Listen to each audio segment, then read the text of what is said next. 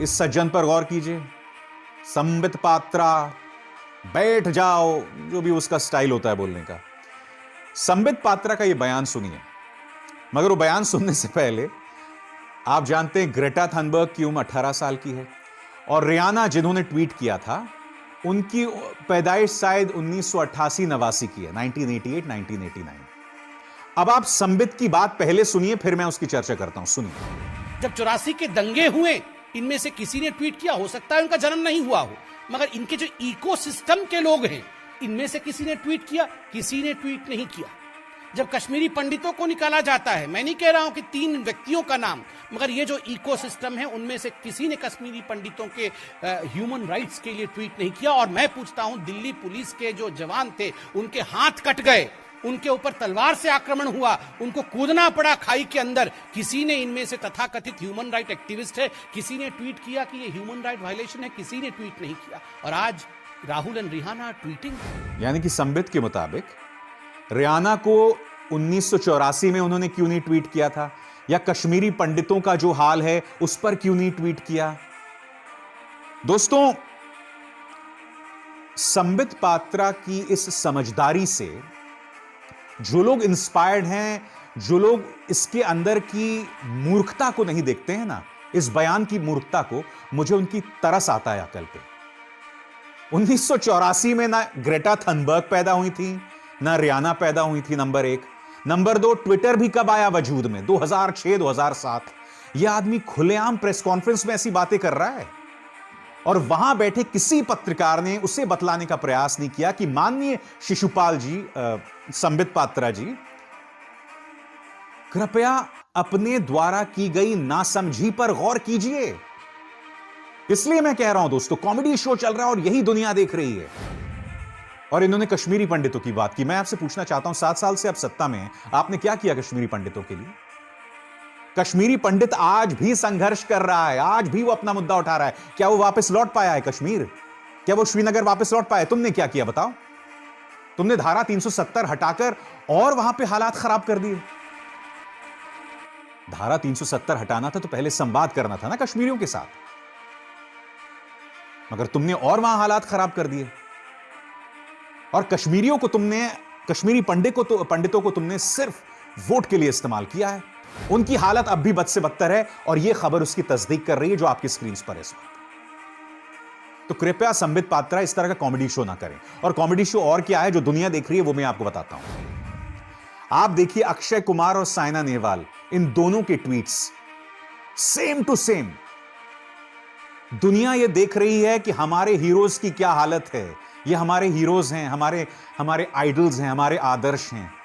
ये लोग सरकार के रट्टू तोते बने हुए हैं। आप देख रहे हैं, हूबहू एक सी बातें कर रहे हैं दोनों, क्योंकि इनको फरमान आ गया होगा, जल्दी ट्वीट करो, ये लिखा गया है, तुरंत ट्वीट करो।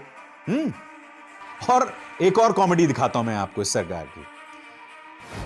सुनील शेट्टी ने यह ट्वीट किया, आपके स्क्रीन पर है, और इस ट्वीट में इन्होंने एक इंसान का जिक्र किया जिसका नाम है हितेश जैन। हितेश जैन कौन है? हितेश जैन बीजेपी मुंबई का एक नेता है, यानी कि जिसने कहा होगा कि अन्ना ट्वीट करो, इन सज्जन ने उसका नाम भी डाल दिया उसमें, जिससे पता चलता है कि ये जो हमारे तमाम सेलिब्रिटीज जिन्होंने ट्वीट किया, इनकी गर्दन, इनकी कॉलर कोई और नहीं बल्कि बीजेपी नेता पकड़ रहे थे। सुनील शेट्टी ने उस बात का पर्दाफाश कर दिया। भारतीय जनता पार्टी सरकार न सिर्फ किसानों पर दमन करके मानवाधिकार का हनन कर रही है, देश को बदनाम कर रही है, बल्कि हमारे हीरोज, चाहे वो सचिन तेंदुलकर हो, चाहे वो सुनील शेट्टी हो, अक्षय कुमार हो, अजय देवगन हो, सबकी इज्जत की ऐसी की तैसी कर रही है जो आज तक कभी नहीं हुआ। आज सचिन तेंदुलकर पर लोग सवाल कर रहे हैं। सचिन तेंदुलकर मेरे हीरो हैं, मेरे बचपन के हीरो हैं भाई। आज लोग उन पर उंगली उठा रहे हैं। क्यों? इस सरकार की वजह से। क्योंकि इस सरकार के सामने ये तमाम लोग इस तरह से नतमस्तक हो गए, इस तरह से इन्होंने घुटने टेक दिए। आज बेबाक में मैं आपको लगातार बता रहा हूं कि मैं आपसे क्यों कह रहा हूं ये सरकार हार गई है दोस्तों, या क्यों कह रहा हूं ये सरकार हार रही है। इसका एक और प्रमाण मैं आपको देता हूं। आप जानते हैं, कुछ दिनों पहले इस सरकार ने पेशकश किया था किसानों से। क्या पेशकश की थी?